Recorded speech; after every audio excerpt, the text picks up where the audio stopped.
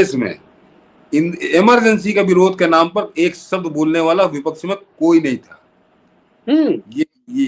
ये बता दूं अच्छे से कि आज इमरजेंसी की बरसी मनाई जाएगी, आज इमरजेंसी का फलाना होगा, कोई नहीं होगा, क्योंकि 80 में जनता ने इतनी बुरी तरह से मुंह काला किया था कि किसी की औकात नहीं थी कि इमरजेंसी के खिलाफ कोई धरना प्रदर्शन या इमरजेंसी की यादगार जन्म मनाया जाए, नहीं होता था। ये पाखंड अब फिर शुरू हुआ है।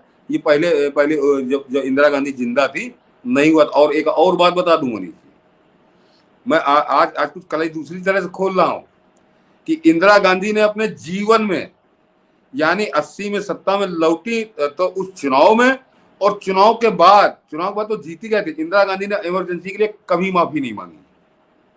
ये एक बहुत बड़ा तथ्य है कि 80 का चुनाव जब इंदिरा गांधी 2/3 बहुमत से जीती तो ऐसा नहीं कि इमरजेंसी के लिए माफी मांग रही थी कि हमसे गलती हो गई है फलाना ना, वो मुद्दों पर बात कर रही थी, इनके काले कारनामे गिना रही थी जो इमरजेंसी के विरोधी थे और जनता ने उस पर मोहर लगाई थी। और सबसे बड़ा तो एक और बता दूं कि किस आदमी ने मोहर लगाई थी, ये जरा याद कर लीजिए कि इमरजेंसी विरोध की बात करते हो, मनीष जी सबको राइट ऑफ कर दीजिए, सबको किनारे कर दीजिए। एक नाम बताता हूं उसके खिलाफ जो इमरजेंसी के बड़े झंडा बरदार हैं, बड़े इमरजेंसी के खिलाफ हैं, उनकी किसी की औकात नहीं कि उसके खिलाफ एक शब्द बोल दें, और वो नाम था जयप्रकाश नारायण का।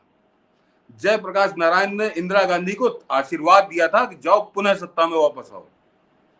ये उस आदमी का बता रहा हूं, जयप्रकाश नारायण का, जिसके नाम पर रोटी आज तक तोड़ी जा रही है इमरजेंसी के विरोध की।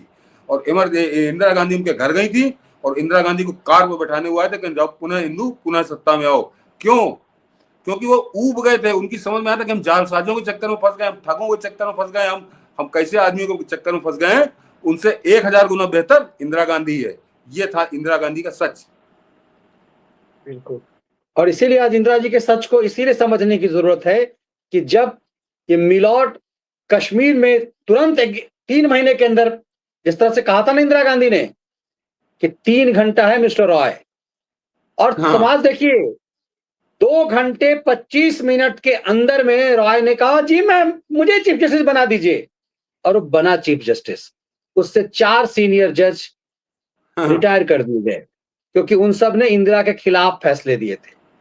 कोई नाम लेवा भी नहीं है उसमें से, जस्टिस खन्ना के अलावा किसी की चर्चा भी नहीं होती है। और बताओ मनीष जी कि वो चारों मिलकर कोई प्रेस कॉन्फ्रेंस नहीं कर रहे थे सुप्रीम कोर्ट में, अपना झोला अपने घर चले गए।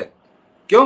अपने बड़े साहसी थे, बड़ा नैतिक साहस था, तो आते हुए सुप्रीम कोर्ट में जैसे प्रेस कॉन्फ्रेंस करते, जैसे अभी की गई थी, अभी कुछ साल पहले की गई थी ना, किसी ने नहीं की प्रेस कॉन्फ्रेंस।